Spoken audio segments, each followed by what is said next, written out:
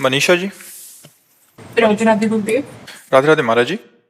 महाराज जी, जब आप स्वस्थ थे तब प्रभु ने कोई विशेष व्यवस्था नहीं की, अब जब उन्होंने सब व्यवस्था कर दी तो स्वास्थ्य हाँ, के वही कारणों बात है ना कि जब खाने के लायक थे तब खाना नहीं था, और जब खाने लायक नहीं है तो सब व्यवस्थाएं कर दी है।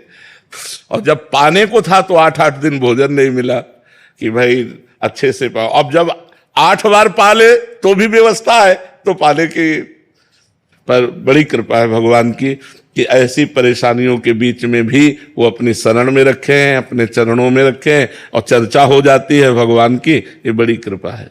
महाराज जी कह रहे हैं कि प्रभु जब इतना भारी प्रारब्ध महाराज जी हो सकता है तो अपने बच्चों की जरूरतों के समय उनकी पूरी क्यों नहीं करते महाराज जी? जब चाहिए था तभी दे देते। आज उनका खेल ही ऐसी है कि वो बड़े लीला बिहारी है, बड़े लीला बिहारी है। उनकी हरि तेरी गति लख न परे। सोचो, किसी के यहां बालक होता है तो उसको सुविधा दी जाती है, और आप जिनके बालक बनने आ रहे हैं उनकी हथकड़ी, बेड़ियां, जकड़ी, कंस के कारागार में विशेष कष्ट की परिस्थिति। और आ कौन रहे? अखिल लोक ब्रह्मांडों के स्वामी आ रहे, और देवकी वसुदेव के हाथ पैर में बेड़ियां जकड़ी हुई है, और दुष्ट राक्षसों का कड़ा पहरा है कंस का। किसी भी तरह की कोई सुविधा ना दी जाए। भारी कष्ट में 6 बच्चे मार डाले गए। कितना भयंकर कष्ट आप सोचो। पत्थर में पटक करके नवजात शिशुओं की हत्या कर दी गई, और दुष्ट राजा कठोर शासन में। और आ कौन रहे? सकल जगत का मंगल करने वाले भगवान कंस के कारागार में प्रकट हो रहे। देवकी जी देखकर अभी छक नहीं पा रही हैं कि वो आदेश कर रहे हैं हमको गोकुल में छोड़िया। क्या इतने सुंदर त्रिभुवन मोहन पुत्र को, जिसे एक क्षण भी अलग करना प्राण निकल जाए, देवकी जी को तुरंत वसुदेव जी के गोद में, और उस पुत्र की रक्षा हो इसलिए गोकुल पधरा देते हैं। बड़ा विचित्र भगवान का लीला चरित्र है। इसलिए ये नहीं कहा जा सकता कि ऐसा भगवान ने क्यों नहीं किया। शायद उस समय भगवान सुविधा दिए होते तो हम ये चढ़ाई ना चढ़ पाते। जो साधना की चढ़ाई चढ़े वो चढ़ाई ना चढ़ पाते, फिसल जाते।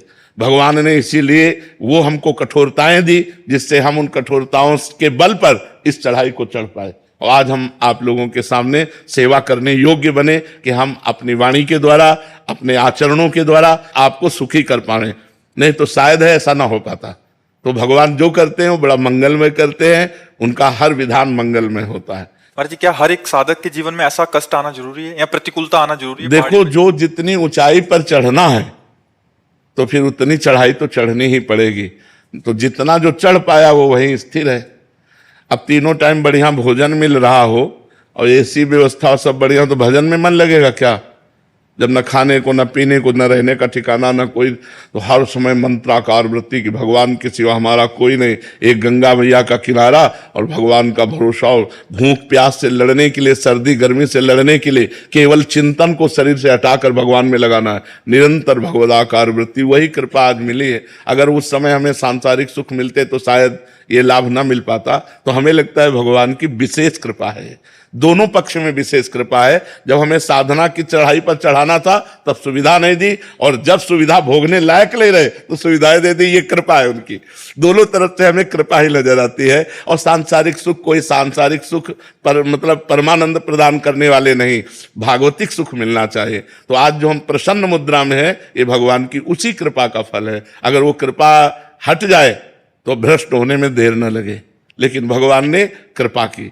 जब हम भ्रष्ट होने योग्य थे तब सामग्री नहीं दी, जब सामग्री दी तो भ्रष्ट होने योग्य नहीं रखा। ये उनकी विशेष कृपा बहुत बड़ी कृपा भगवान की। महाराज जी, कोई फिर हल बता दीजिए, क्योंकि आपको सुनने वाले बहुत सारे ऐसे भक्तजन हैं जिनके पास सब वैभव है, मतलब सब सुख सुविधाएं हैं, जिनको हमारी बात मान लो। देखो, जो लाखों को सुधारने लायक बनाया जाता है ना, उसकी कड़ी परीक्षा होती है कि आप लाखों को लेकर के हमारे पास आओगे।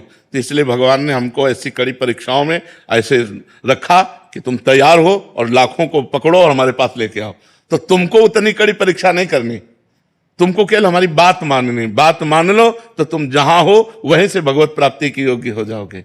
इसीलिए भगवान ने इतनी कड़ी परीक्षाएं, ऐसी परिस्थितियां डाल डाल करके पक्का किया है कि तुम हजारों का कल्याण कर सकते हो, हजारों को अपनी वाणी के द्वारा सुधार सकते हो। तो आप हमारी बात मान लो तो आपका कल्याण हो जाएगा, आपका मंगल हो जाएगा।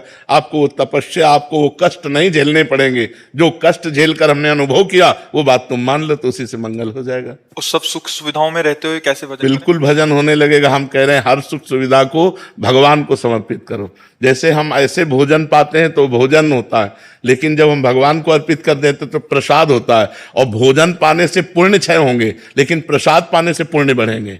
ऐसे ही नाथ सकल संपदा तुम्हारी, मैं सेवक समेत सुत नारी, संपूर्ण परिवार को भगवान का अर्पण भाव करके और सब में भगवत भाव करके नाम जप करते हुए हम व्यापार नौकरी जो भी करते हैं ईमानदारी से करें तो गृहस्थी में रहते हुए हम संत हैं, गृहस्थी में रहते हुए हम भगवत प्राप्त हैं।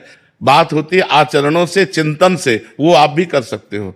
अच्छा, जैसे गृहस्थ आदमी को काम वेदना आई, अपनी पत्नी है, अपनी पत्नी से अगर दूसरे की पत्नी तो वही पाप हो गया। ऐसे ही मोह सताया तो अपने पुत्र में गोपाल जी की भावना करो, मेरे भगवान पुत्र रूप में आए, तो आपका कल्याण है, आपका मंगल है। जैसे हम चराचर जगत में भगवत भाव कहते हैं, आप अपने परिवार में भगवत भाव करके मुक्त हो सकते हो। पर भाव करना पड़ेगा, सब में भगवत भाव करना पड़ेगा, तन मन धन सर्वस्व भगवान का मानना पड़ेगा, नाम जप करना पड़ेगा और कोई पाप आचरण ना हो ये सावधानी रखनी पड़ेगी। तो गृहस्थ में रहते हुए सुखपूर्वक भगवान की प्राप्ति हो जाएगी।